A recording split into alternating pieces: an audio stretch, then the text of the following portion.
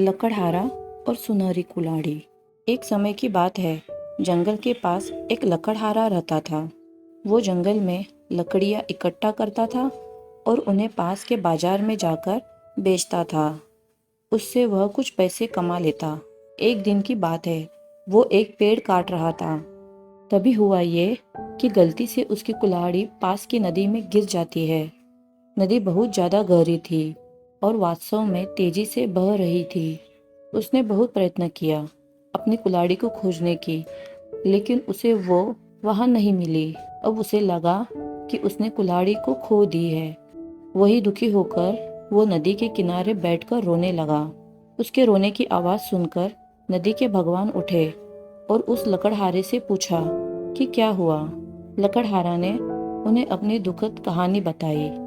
नदी के भगवान को उस लकड़हारे के ऊपर दया आई और वो उसकी मेहनत और सच्चाई देखकर उसकी मदद करने की पेशकश की। वो नदी में गायब हो गए और एक सुनहरी कुल्हाड़ी वापस ले आए, लेकिन लकड़हारे ने कहा कि यह उसकी नहीं है। वो फिर से गायब हो गए और अब की बार उन्होंने चांदी की कुल्हाड़ी लेकर वापस आए, लेकिन इस बार भी लकड़हारे ने कहा कि ये कुल्हाड़ी भी उसकी नहीं है। अब नदी के भगवान पानी में फिर से गायब हो गए और अब की बार वो एक लोहे की कुल्हाड़ी के साथ वापस आ गए। लोहे की कुल्हाड़ी देखकर लकड़हारा मुस्कुराया और कहा कि यह उसकी कुल्हाड़ी है।